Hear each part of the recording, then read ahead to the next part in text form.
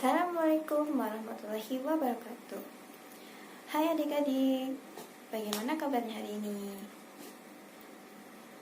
Semoga kita selalu diberi perlindungan juga kesehatan oleh Allah Subhanahu wa Ta'ala. Adik-adik, tahu gak apa itu cita-cita? Cita-cita adalah suatu impian dan harapan yang kelak nanti menentukan kita mau jadi apa di masa depan nanti. Misalnya ingin menjadi seorang dokter, guru, perawat, pilot, pramugari, dan lain sebagainya.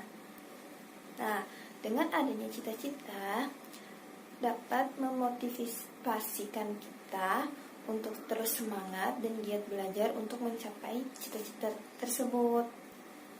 Nah, di sini ada puisi bertema tentang cita-citaku. Oh iya, kalian tahu tidak puisi itu apa? Nah, puisi adalah bentuk karya sastra yang mengungkapkan suatu pikiran atau perasaan penyair secara imajinatif dan tersusun. Kalian tahu tidak? Jenis-jenis puisi itu ada berapa? Jenis-jenis puisi itu ada 2.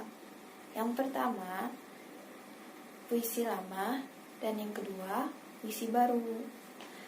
Puisi lama ini yang berkaitan dengan aturan-aturan.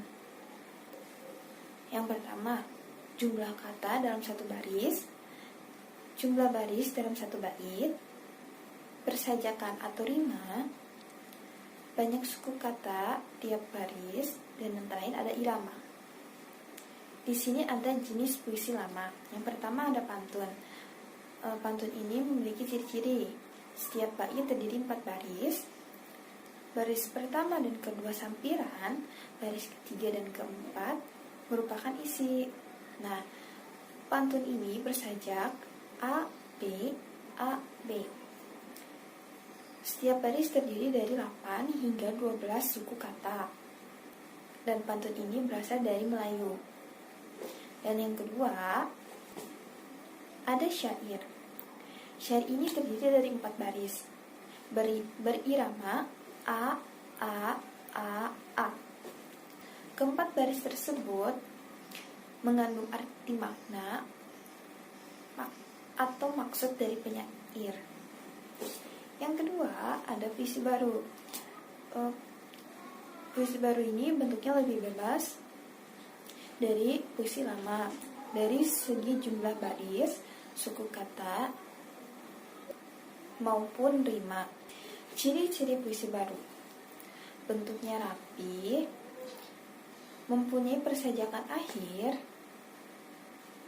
banyak mempergunakan pola pantun dan syair, sebagian besar 4 seuntai, tiap baitnya ada sebuah gatra. Tiap gatra memiliki 2 buah. Terdapat unsur-unsur puisi. Yang pertama,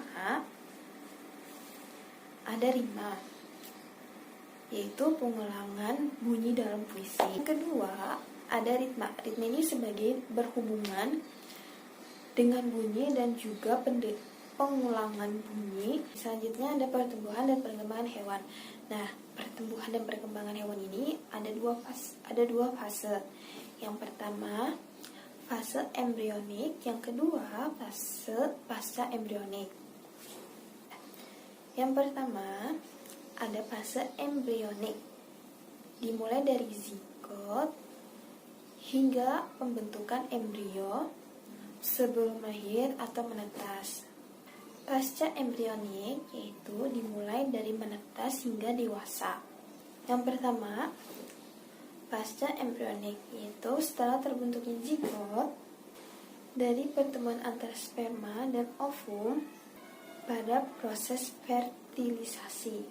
Kemudian zigot mengalami pertumbuhan dan perkembangan melalui tahap-tahapan, yaitu pembelahan, krestulan, dan organogenesis. organogenesis. Pertama, pembelahan, di mana zigot akan mengalami pembelahan secara mitosis, yaitu dari sel 1 menjadi sel 2, dari sel 2 menjadi sel 4, dari sel 4 menjadi sel 8, dari sel 8 menjadi sel 12, dan seterusnya. Morutula adalah bentuk sel seperti bola akibat pembelahan sel yang terus menerus. Yang ketiga, ada blastula, yaitu pembentukan sel dengan mengadakan pelekukan yang tidak beraturan. Yang keempat, ada grostula, yaitu pelekukan tubuh sudah semakin nyata dan mempunyai lapisan dinding, tubuh embrio, serta rongga tubuh. Organogenesis, yaitu pembentukan berbagai organ tubuh. Selanjutnya, tahap pasca embrionik, yaitu pertumbuhan dan perkembangan individu dewasa yang menghasilkan keturunan atau bereproduksi. Yang pertama, regenerasi, yaitu perbaikan tubuh yang luka atau rusak, di mana proses ini ditentukan oleh sel-sel batang dalam tubuh hewan yang belum mengalami diferensiasi. Metamorfosis adalah perubahan ukuran, bentuk, dan bagian-bagian tubuh hewan dari stadium ke stadium berikutnya. Ametabola tidak mengalami proses metamorfosis. Contohnya, kutu buku. Yang kedua, biolometabola, yaitu mengalami metamorfosis sempurna. Contohnya adalah kupu-kupu. Dan yang terakhir, hemimetabola, yaitu tidak mengalami metamorfosis sempurna.